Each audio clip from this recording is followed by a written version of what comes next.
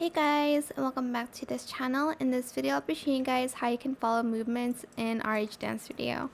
So select a song. Sometimes it's already like synced to the character, but if it's not, you're just going to select settings, and here you are going to go to camera mode, and you're going to select follow head or follow body for a better view. You can also do micro or macro. It's totally up to you which one you want. Then just select hide UIs, and that is it for this video. I hope it was helpful for you guys.